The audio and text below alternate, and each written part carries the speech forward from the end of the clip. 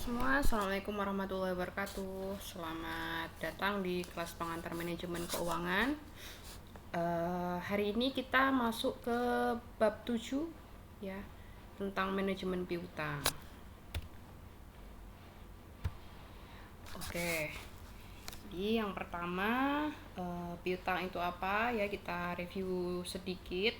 Jadi piutang itu adalah uang perusahaan yang ada pada pihak lain atau pelanggannya ya, yang timbul karena adanya penjualan secara kredit ya. Jadi suatu perusahaan memberikan penjualan kredit ya. Jadi saat penjualan dilakukan, maka tidak langsung kas itu akan didapatkan gitu ya. Jadi pihak pelanggan atau customer punya piutang ke kita, dan pembayarannya tentunya berdasarkan syarat-syarat penjualan yang telah diberikan oleh perusahaan. Oke, jadi kebijakan penjualan kredit ini dilakukan tentunya untuk menaikkan penjualan yang nantinya dia akan juga meningkatkan laba perusahaan gitu ya. Nah, ingat materi di awal kita, jadi fungsi atau tujuan utama dari manajemen keuangan itu adalah untuk memakmurkan para pemegang sahamnya dengan meningkatkan laba yang nantinya pembagian dividen kepada para pemegang saham ini juga akan semakin banyak. Oke. Jadi perusahaan itu pasti membutuhkan dana atau investasi dalam melakukan piutangnya ya. Nah, besarnya ini tergantung pada beberapa tergantungnya gitu. Yang pertama, dia ada volume penjualan secara kredit. Nah, jadi semakin besar kredit atau penjualan secara kredit yang diberikan kepada konsumen atau pelanggan, maka tentunya besar pula investasi atau modal yang dibutuhkan gitu ya. Tentunya dalam memberikan piutang itu perusahaan juga harus siap dalam menyediakan persediaan barang gitu ya, untuk dijual kepada para pelanggannya gitu. Nah, barang tersedia dijual kan tentunya dia harus membutuhkan proses produksi, pembelian bahan baku dan lain sebagainya gitu ya. Dia memerlukan biaya investasi atau biaya modal itu tadi. Oke, itu yang pertama. Yang kedua, ada syarat pembayaran. Nah, syarat pembayaran ini biasanya dikaitkan dengan jangka waktu pembayaran ya, pembayaran dari si konsumen tersebut. Dan tentunya biasanya perusahaan memberikan potongan harga yang diberikan. Nah, potongan harga atau diskon ini diberikan kepada pelanggan untuk memotivasi para pelanggannya agar segera mereka melunasi piutangnya gitu ya. Nah, contohnya misalnya syarat pembayaran dilakukan atau ditentukan oleh perusahaan adalah N/30. Nah, ini artinya adalah jangka waktu pembayaran itu selambat-lambatnya adalah 60 hari setelah terjadinya transaksi penjualan. Oke. Biasanya contoh lainnya itu ada 2/10 N/30 gitu ya. Nah, kalau seperti itu artinya adalah jatuh tempo pembayaran itu adalah 30 hari gitu ya. Maksimal dilunasi dalam 30 hari. Namun bila konsumen membayar sebelum jangka waktu 10 hari, maka konsumen ini akan mendapatkan potongan harga atau diskon sebesar 2% gitu ya. Nah, 2% ini adalah cara untuk perusahaan ini memotivasi dalam tertagihnya piutang gitu ya. Oke. Jadi tentunya makin ringan syarat pembayaran, maka makin besar pula investasi yang dibutuhkan. Oke, itu syarat pembayaran. Selanjutnya ada plafon kredit ya. Jadi plafon kredit itu adalah batas atas kredit yang dapat diberikan kepada konsumen. Nah, semakin besar kredit yang diberikan tentunya juga akan besar pula investasi yang dibutuhkan oleh perusahaan gitu ya. Jadi setiap perusahaan itu mempunyai plafon kredit, dia punya batas atas maksimal aku berikan piutang ini kepada pelanggan itu berapa gitu ya. dia punya kebijakan atau ketentuan sendiri. Tidak serta-merta si konsumen itu memberi secara besar-besaran gitu ya, secara kredit, lalu perusahaan itu memberikan. Enggak. Nah, itu akan membuat dampak atau akibat-akibat yang misalnya piutang tak tertagih dan lain sebagainya. Oke, itu yang ketiga, plafon kredit. Selanjutnya yang keempat ada kebiasaan pembayaran pelanggan. Nah, jadi si perusahaan ini harus mengetahui ya konsumennya seperti apa. Ada konsumen yang dia mudah membayar kembali kreditnya, tapi juga ada yang sulit dalam membayarkan hutangnya. Nah, bila semakin mudah dan tepat waktu konsumen itu membayar kreditnya, maka tentunya semakin besar pula kredit yang dapat diberikan dan semakin besar pula investasi yang dibutuhkan. Oke. Jadi yang terakhir ada kebijakan dalam pengumpulan piutang. Nah, jadi kebijakan perusahaan itu dalam mengumpulkan kredit itu ada yang longgar dan ada juga yang ketat. Nah, semakin longgar kebijakan yang diambil, maka semakin besar pula dana investasi yang dibutuhkan. Oke. Itu review sedikit tentang piutang ya. Selanjutnya adalah mengadakan atau manajemen piutang itu, si perusahaan itu mempunyai prinsip-prinsip dalam pemberian kredit kepada pelanggannya gitu ya. Tadi tidak serta-merta pelanggan semua diberikan kebijakan penjualan kredit secara besar-besaran gitu, tidak. Tapi perusahaan ini harus memperhatikan prinsip-prinsip gitu ya. Nah, dia ada 5C itu ya hitungnya, dikenalnya. Ada 5C. Yang pertama ada C. Yang pertama karakter. Nah, karakter ini si perusahaan harus mengetahui keinginan konsumen untuk membayar hutang. Lalu bagaimana sih pribadi konsumen tersebut? Kebiasaan berhutangnya atau kebiasaan membayar piutangnya seperti apa? Lalu ada cara hidupnya seperti apa gitu ya. Latar belakang keluarganya seperti apa? Harus tahu gitu ya. Karakter dari konsumennya. Lalu C yang kedua adalah capacity. Nah, capacity ini adalah perusahaan juga harus tahu seberapa besar kemampuan kemampuan calon nasabahnya untuk membayar hutangnya. Nah, selain itu dia juga harus tahu latar belakang pendidikannya seperti apa gitu ya. Lalu pengalaman usahanya seperti apa, penghasilannya seperti apa. Biasanya seorang pelanggan itu mempunyai karakteristik sendiri-sendiri gitu ya. Lalu C yang ketiga adalah capital. Jadi capital ini perusahaan harus mengetahui kekayaan pelanggannya seperti apa. Dia mampu nggak ya nanti bayar hutang? Bisa dilihat dari neraca perusahaannya. Bisa dilihat dari laporan laba ruginya. Setiap tahun apakah dia laba atau rugi gitu ya. Misalnya dari neraca, apakah dia punya hutang yang banyak gitu ya, ataukah dia punya aset-aset gitu. Lalu ada ROE, return on equity ya, ini modalnya. Lalu selanjutnya ada return on investment. Itu yang ketiga capital. C yang keempat adalah collateral. Collateral ini adalah jaminan. Jadi nanti sewaktu-waktu ya di masa yang akan datang nantinya saat para konsumen ini tidak bisa membayar, kan perusahaan ini juga tidak mau rugi ya dalam memberikan piutang itu tadi.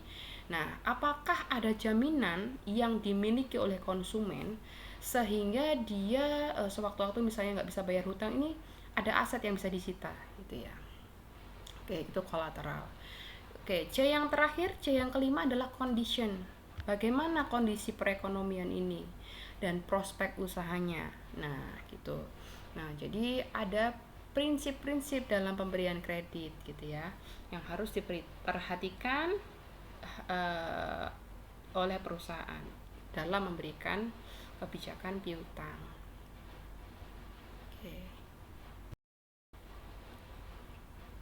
Selanjutnya ada efisiensi piutang ya. Efisiensi piutang itu ada 2 alat ukur untuk mengukur efisiensi piutang. Yang pertama ada perputaran piutang dan yang kedua ada periode pengumpulan piutang. Nah, Yang pertama, perputaran piutang bisa dihitung dengan memasukkan total penjualan kredit yang diberikan kepada konsumen dibagi rata-rata piutangnya berapa. Lalu yang kedua, alat ukurnya adalah periode pengumpulan piutang ya. Jadi seberapa lama pengumpulan piutangnya kita bisa hitung dengan memasukkan rumus rata-rata piutang kita kali dengan 360, ini jumlah hari dalam setahun, lalu kita bagi dengan total penjualan kredit. Oke. Selanjutnya ada biaya mengadakan piutang. Oke. Jadi dalam memberikan atau mengadakan piutang itu ada biayanya ya, tidak gratis. Nah, biaya yang dikeluarkan oleh perusahaan itu yang pertama adalah biaya dana investasi atau biaya modalnya. Yang kedua ada potongan harga atau diskon yang tadinya ya dia untuk memotivasi perusahaan, memotivasi para pelanggan untuk segera membayarkan piutangnya. Dia akan, misalnya perusahaan akan memberikan diskon sebesar 5% apabila si konsumen mampu melunasi hutangnya dalam jangka waktu tertentu gitu ya. Yang ketiga ada piutang tak tertagih atau piutang ragu-ragu. Nah, nanti dampaknya misalnya ada para konsumen atau pelanggannya tidak mampu membayar piutangnya. Ini adalah piutang tak tertagih di sini. Oke. Nah, dari biaya mengadakan piutang ini ya, kita bisa menghitung bahwa kebijakan piutang ini diberikan kepada konsumen layak atau tidak. Nah, kita bisa menilai dari tambahan laba kita bandingkan dengan tambahan biayanya. Kalau tambahan labanya lebih besar dari tambahan biayanya, maka kebijakan piutang ini layak untuk kita lakukan atau untuk kita berikan. Tapi kalau tambahan labanya yang sudah kita hitung nanti itu kurang dari tambahan biayanya, maka kebijakan piutang ini tidak layak kita lakukan atau kita tidak bisa memberikan piutang kepada konsumen tersebut gitu. Nah, ini case-nya masing-masing konsumen itu berbeda ya. Oke, ini contohnya misalnya. PT Global pada awalnya menjual laptop secara tunai dengan nilai penjualan 4 miliar setahun. Nah, untuk meningkatkan penjualan perusahaan, dia merencanakan menjual secara kredit. Nah, syaratnya adalah N/60. Si para pelanggan tersebut harus melunasi jatuh tempo pembayarannya dalam jangka waktu 60 hari. Diharapkan penjualan menjadi 5.400.000.000 ya. Dari dia melakukan penjualan tunai sebesar 4 miliar, kalau dia nanti melakukan penjualan kredit, dia akan meningkat gitu ya, penjualannya sebesar 5,4. Nah, dari penjualan yang diharapkan ini, dia juga akan memperkirakan labanya sebesar 20% dari penjualan. Lalu ada juga biaya dana investasinya adalah 25%. Ya, tadi ya, dalam memberikan piutang pasti ada biaya dana investasi. Nah, dari kebijakan ini layak atau tidak kebijakan ini dilakukan gitu ya. Kita hitung. Nah, yang pertama yang harus kita hitung adalah tambahan labanya. Nah, tambahan laba ini bisa kita hitung. Oke, kita sisihkan sebelah kiri dan kanan dulu biar mudah untuk menghitung. Oke, dari soal ini tadi kita akan hitung ya. Yang pertama kita hitung adalah tambahan labanya. Nah, tambahan laba di sini adalah laba perkiraan 20% ini, kemudian kita kali dengan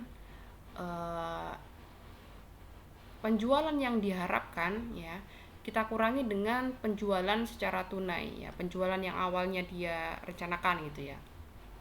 Oke, 20% kita kali dengan 1.400.000.000 ketemu 280 juta rupiah gitu ya. Tambahan labanya ketemu 280 juta. Oke. Selanjutnya, berapa tambahan biayanya apabila kebijakan penjualan kredit ini kita lakukan gitu ya. Nah, langkah pertama yang harus kita hitung adalah perputaran piutangnya ya.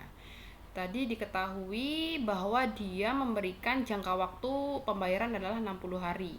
Nah, maka kita hitung 360 hari ini jumlah hari dalam setahun ya. 360 hari kita bagi dengan 60 hari ya, syarat yang dia berikan kepada konsumennya. Lalu sama dengan 6 kali per tahun. Jadi perputaran piutangnya itu 6 kali per tahun. Oke. Perputaran piutang sudah selesai, lalu kita hitung rata-rata piutangnya. Nah, rata-rata piutang kita masukkan penjualan yang diharapkan ya, penjualan yang diharapkan secara kredit ini kita bagi dengan perputaran piutang 6 kali ini ya. Kita bagi 6 ketemu 900 juta rupiah. Jadi rata-rata dia dalam memberikan piutang itu adalah 900 juta rupiah. Oke. Selanjutnya kita hitung adalah dana investasi ya. Dana investasi kita bisa masukkan 1 dikurangi persentase perkiraan laba kita kali dengan rata-rata piutangnya ya. 1 dikurangi persentase pemberian perkiraan laba adalah 20% ya. Jangan sampai salah ya, biasanya banyak yang salah di sini. Jangan masukkan persentase biaya dana investasi, masukkan 1 dikurangi 20% atau laba perkiraan, persentase laba perkiraan ya. 1 dikurangi 20% dikali dengan rata-rata piutang 900 juta, ketemu dana investasinya adalah 720 juta.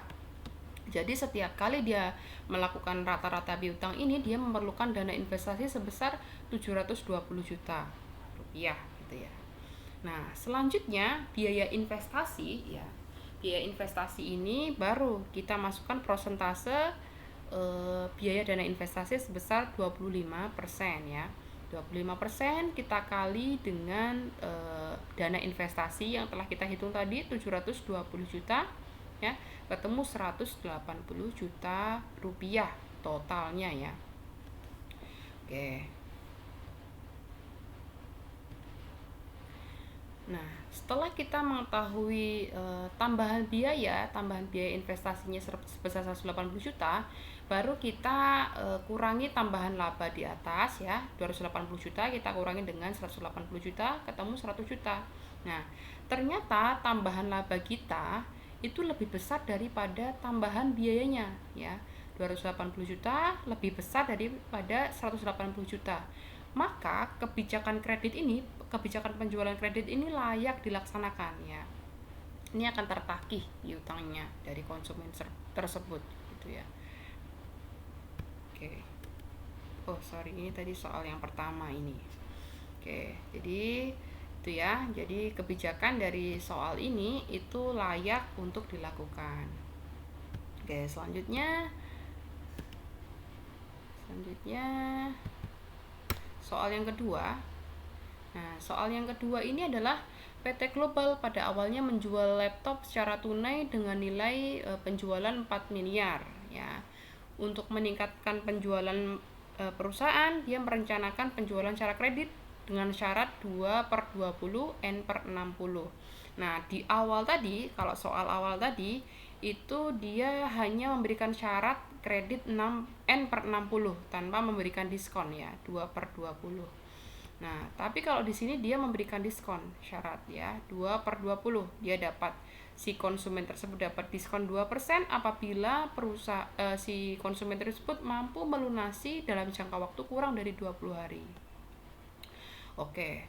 Nah, atas kebijakan ini diperkirakan konsumennya itu memanfaatkan masa diskon ya. 50% konsumennya dia memanfaatkan masa diskon 2/20 ini. Lalu sisanya ya, berarti sisanya itu dia membayar sesuai jatuh tempo. Jadi 50% dia bayar dengan diskon, 50%-nya lagi dia bayar dalam jangka waktu kurang dari 60 hari ya, tidak memanfaatkan masa diskon.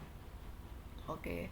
Informasi selanjutnya, diharapkan penjualan menjadi 5,4. Ini sama tadi ya, 5,4 miliar.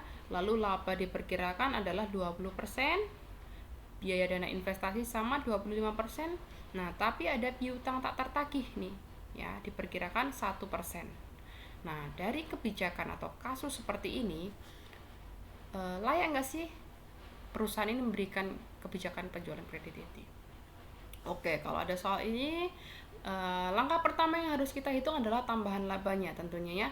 Kita masukkan perkiraan persentase perkiraan laba ya 20%, kita kali dengan perkiraan penjualan 5,4 dikurangi dengan penjualan secara tunai 4 miliar, ketemu 280 juta.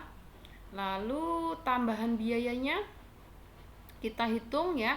Yang pertama adalah periode pengumpulan piutang. Nah, kalau yang sebelumnya kita hanya hitung 360, kita bagi dengan 60 hari. Nah, tapi karena si perusahaan ini memberikan syarat diskon 2/20, maka kita hitungnya beda lagi ya.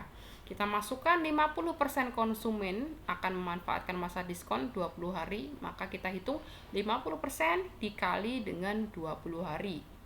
Lalu ditambah 50% konsumennya atau sisa konsumennya dia tidak memanfaatkan masa diskon ya. Dia hanya membayar dalam jangka waktu 60 hari. 50% kali 60 hari gitu ya. Oke, jadi ini ditambah semuanya ketemu 40 hari ya. Periode pengumpulan piutangnya adalah 40 hari. Oke. Lalu perputaran piutangnya berapa dalam setahun? Nah, kita masukkan jumlah hari dalam setahun 360 dibagi dengan periode pengumpulan piutang 40 hari. Jadi perputaran piutangnya sama kayak soal yang pertama tadi, 9 kali per tahunnya. Nah, lalu kita masukkan rata-rata piutangnya adalah 5,4, kita bagi dengan 9 ya. Perputaran piutang ini ketemu 600 juta rupiah ya. 600 juta rupiah. Oh, tadi di soal awal tadi perputaran piutangnya 6 kali lebih cepat. Nah, maka kalau dia memberikan diskon seperti ini, rata-rata perputaran piutangnya jadinya 600 juta gitu ya. Kalau tadi 900 juta. Oke. Dana investasi juga kita hitung, satu kita kurangi dengan persentase perkiraan laba 20%, lalu kita kali dengan rata-rata piutangnya adalah 600 juta, ketemu 480 juta rupiah. Oke, dana investasi sudah ketemu, baru kita hitung biaya investasinya dengan masukkan persentase. Biaya dana investasi adalah 25% ya. 25% kita kali dengan biaya investasi 480 juta. Selanjutnya biaya investasi kita masukkan ya, ketemu 120 juta. Lalu biaya diskon ya, karena si perusahaan ini memberi diskon maka akan ada pengurangan atau akan ada biaya atas diskon yang diberikan. Dia berikannya 2% kali 50% ini adalah konsumen yang memanfaatkan masa diskon ya. Ini konsumen memanfaatkan masa diskon 50%, lalu kita kali dengan total penjualan yang diperkirakan 5,4 miliar, ketemu 54 juta rupiah. Jadi ada biaya diskon ya, ini adalah 54 juta. Selanjutnya ada piutang ragu-ragu nih dari konsumen sebesar 1%. 1% kita kali dengan penjualan yang diperkirakan 5,4 ketemu 54 juta. Nah, jadi total biaya tambahan atas kasus ini adalah 228 juta rupiah gitu ya. Tambahan laba bersihnya masih ada 52 juta. Nah, keputusan dari kebijakan penjualan kredit ini adalah karena tambahan labanya lebih besar daripada biayanya ya. Tambahan labanya adalah 280 juta, lalu tambahan biayanya 228 juta ya, lebih besar tambahan labanya, maka kebijakan kredit ini tetap layak dilaksanakan gitu.